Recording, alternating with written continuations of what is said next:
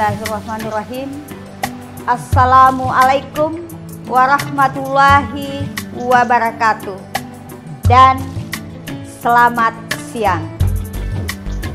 Apa kabar anak-anakku?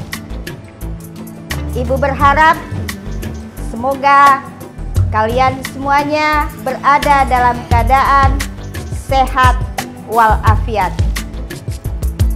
Pada hari ini kita kembali belajar dari rumah, yaitu mata pelajaran matematika kelas 9. Bagaimana anak-anakku? Sudah siap? Tetapi sebelumnya Ibu berharap dan sangat mengingatkan kepada anak-anakku bahwa senantiasa mematuhi protokol kesehatan, yakni 3M. 1. Memakai masker. 2. Sering mencuci tangan dengan sabun. Yang ketiga adalah menjaga jarak.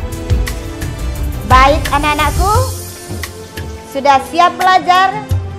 Maka Ibu memulai materi pada hari ini, yakni materi transformasi. Perhatikan tayangan berikut. Pernahkah anak-anakku melakukan hal seperti ini? Saya yakin anak-anakku pasti setiap hari melakukan kegiatan seperti ini. Yang kedua adalah bergerak turun dari tangga atau bergeser. Yang ketiga, pasti anak-anakku tidak asing lagi benda yang seperti ini. Yang keempat adalah dilatasi. Biasanya meniup balon. Kesemuanya itu adalah aplikasi materi transformasi dalam kehidupan sehari-hari. Pengertian transformasi. Transformasi T pada suatu bidang, yaitu keadaan yang memetakan kedudukan tiap titik P dari posisi awal pada bidang menjadi posisi baru P aksen pada bidang itu pula. Titik P aksen disebut bayangan atau peta titik P. Transformasi ada 4 bahagian. Yang pertama adalah refleksi. Yang kedua, dilatasi. Yang ketiga, translasi. Dan yang keempat adalah rotasi.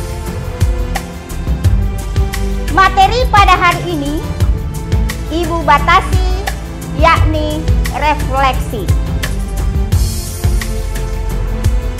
Adapun kompetensi inti yang ingin dicapai adalah dapat menjelaskan transformasi geometri refleksi, translasi, rotasi, dan dilatasi yang dihubungkan dengan masalah kontekstual. Indikatornya ada 2. 1. Menemukan konsep refleksi. Yang kedua, menentukan bayangan dari sebuah titik, garis, atau bidang yang direfleksi. Apa materi prasyarat yang harus anak-anakku kuasai sebelum mempelajari materi refleksi? Yaitu mengingat kembali tentang koordinat Kartesius. Pernahkah anak-anakku melihat papan berpetak? Anak-anakku sudah pernah mempelajarinya baik dari SD maupun di kelas 7 dan kelas 8. Karena ini materi prasyarat yang harus anak-anakku tahu dan ingat kembali untuk menjawab sebentar soal-soal refleksi. Jadi papan berpetak ini digunakan untuk menentukan koordinat Kartesius. Saya beri contoh satu, mudah-mudahan anak-anakku di rumah masih mengingat, dapat menentukan titik-titik koordinat. Yang pertama tentu adalah menarik sumbu Y, kemudian sumbu X. Saya yakin anak-anakku di rumah pasti bisa. Titik pusatnya titik 0,0. Kita coba tentukan satu titik. Misalnya titik 1,2. Berarti sepanjang sumbu X 1 dan ke atas 2. Maka titik 1,2 letaknya titik A seperti pada gambar ini. Cukup? Ini adalah materi prasyarat untuk menyegarkan ingatan anakku kembali. Berikutnya, menentukan peta atau bayangan suatu titik atau kurva hasil dari suatu refleksi. Coba diperhatikan tayangan ini. Refleksi atau pencerminan didefinisikan sebagai suatu transformasi yang memindahkan sebuah benda dari suatu kedudukan ke kedudukan lain pada bidang yang sama dengan menggunakan sifat cermin. Dalam geometri, pada refleksi, cermin yang digunakan ada 6, yaitu refleksi terhadap sumbu X, yang kedua, refleksi terhadap sumbu Y. Yang ketiga, refleksi terhadap garis Y sama dengan X. Yang keempat, refleksi terhadap garis Y sama dengan min X. Yang kelima, refleksi terhadap garis X sama dengan K. Yang keenam, refleksi terhadap garis Y sama dengan H.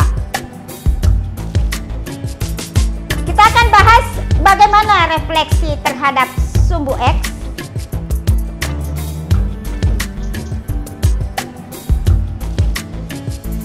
Perhatikan gambar berikut. Terhadap sumbu X berarti sumbu X berfungsi sebagai cermin. Jika titik P ditempatkan 4,3, maka bayangannya berada di bawah. Mari kita lihat titik koordinatnya 4,-3. Dari gambar di atas, anak-anakku tentu bisa menarik kesimpulan bahwa jika dicerminkan terhadap sumbu X, maka bayangan yang berubah adalah koordinatnya 4,-3, berarti Y-nya yang berubah menjadi negatif. X-nya tetap sama dengan X dan Y sama dengan min Y. Bisa anak-anakku dipahami? Yang kedua, bagaimana jika refleksi terhadap sumbu Y? Maka yang berfungsi sebagai cermin adalah sumbu Y. Jika titik P 4,3 dicerminkan terhadap sumbu Y, maka bayangannya adalah min 4,3. Maka X-nya berubah menjadi min X dan Y sama dengan Y. Y-nya tetap. Yang ketiga, refleksi terhadap garis Y sama dengan X. Tentu anak-anakku berpikir garis Y sama dengan X. Ini yang dimaksud dengan garis Y sama dengan X, di mana garis ini bertemunya antara titik 1,1, 2,2, 3,3, 4,4 dan seterusnya, sehingga diberi nama garis Y sama dengan X. Garis Y sama dengan X ini berfungsi sebagai cermin. Mari kita lihat bagaimana kedudukan sebuah titik jika dicerminkan terhadap garis Y sama dengan X. Misalkan titik P 1,3 dicerminkan terhadap garis Y sama dengan X, ternyata bayangannya 3,1. Apa yang anak-anakku lihat? Ternyata X-nya sama dengan Y dan Y-nya sama dengan X. Artinya singkatnya 1,3 berubah menjadi 3,1. Yang keempat, refleksi terhadap garis Y sama dengan min X. Seperti tadi garis Y sama dengan X, maka garis Y sama dengan min X. Untuk membuat cerminnya itu, maka ditempatkanlah titik min 1,1, min 2,2, min 3,3 dan seterusnya. Inilah yang diubah menjadi cermin.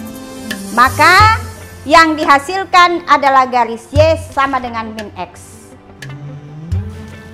Baik, kita lihat titiknya. Titik P 1,3 jika dicerminkan terhadap garis Y sama dengan min X, maka bayangannya adalah min 3, min 1. Kesimpulan yang diperoleh, ternyata X-nya berubah menjadi min Y dan Y berubah menjadi min X.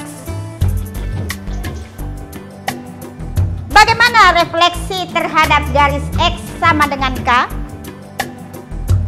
Artinya, mengambil pada garis atau sumbu X titik apa saja, yang kita pilih adalah garis X sama dengan 5, tarik garis ke atas, dan inilah yang berfungsi sebagai cermin.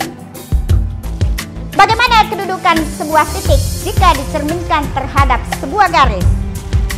Contoh, jika garis X-nya sama dengan 5, titiknya P 2,4, ternyata bayangannya 8,4.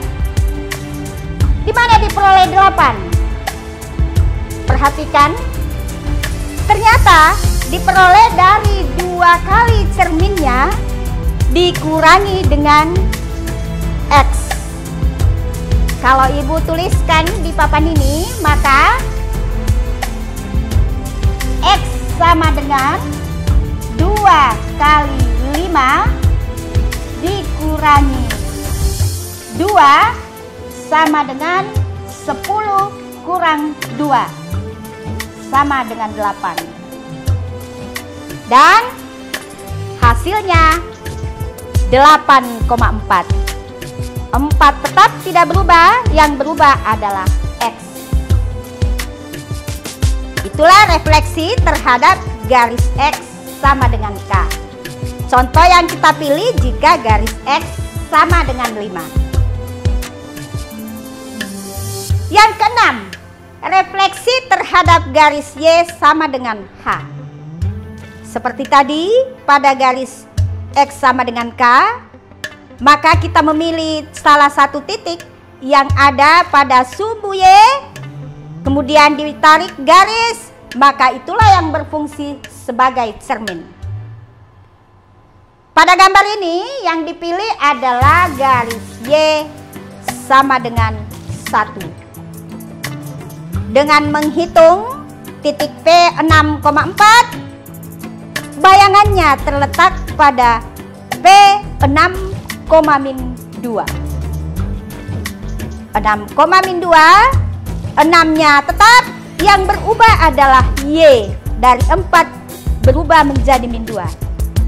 Diperoleh dari mana anak-anakku? Diperoleh dari 2 kali cerminnya dikurangi Y. 2 kali 1, 2, dikurangi Y-nya 4, hasilnya min 2. Itulah sebabnya titik koordinatnya 6, min 2.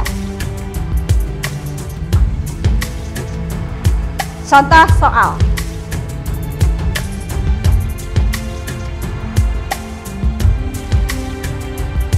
Diketahui segitiga ABC dengan koordinat titik A 2,0, B 0,5, dan C min 3,1. Tentukan koordinat bayangan segitiga ABC tersebut bila dicerminkan terhadap sumbu X. Contoh ini, anak-anakku bisa menyelesaikannya dengan gambar. Bisa pula langsung menyelesaikannya dengan menggunakan rumus yang sudah kalian pelajari sebelumnya, yaitu bagaimana perubahannya jika direfleksikan terhadap sumbu X. Mari kita lihat pembahasannya. Pencerminan terhadap sumbu X, bayangan titiknya A 2,0, yang berubah adalah X-nya, berubah menjadi min 2. B 0,5 karena dia 0, tentu tetap 0, min 5 juga tetap. Kemudian C min 3,1 berubah menjadi 3,1. Bisa dipahami anak-anakku? Kesimpulan yang bisa diperoleh pada pelajaran hari ini adalah refleksi terhadap sumbu X. Jika titik P, A, B, maka bayangan P adalah A, min B. Yang kedua, refleksi terhadap sumbu Y. P, A, B berubah menjadi min A, B. Yang ketiga, refleksi terhadap garis Y sama dengan X. Jika P-nya A, B, maka berubah menjadi B, A. Yang keempat, refleksi terhadap garis Y sama dengan min X. P, A, B berubah menjadi min B, min A. Yang kelima, refleksi terhadap garis X sama dengan K. P, A, B, maka bayangannya 2 kali K dikurang A, B. Yang keenam, refleksi terhadap garis Y sama dengan H. Jika P, A, B, maka bayangan P, A, 2 kali H dikurang B. Bisa dipahami anak-anakku? Saya yakin materi refleksi pada hari ini ada 6 cermin, anak-anakku sudah dapat memahaminya. Sebagai tugas, anak-anakku bisa membuat atau menggambar sebuah segitiga ABC sembarang, kemudian mencoba merefleksikan terhadap sebuah garis X sama dengan K, dan tentukan koordinat bayangan titik tersebut. Selamat bekerja anak-anakku. Ibu yakin anak-anakku dapat memahaminya. Semoga kalian semakin semangat belajar meskipun belajarnya tetap dari rumah. Ibu akhiri dengan ucapan Assalamualaikum warahmatullahi wabarakatuh.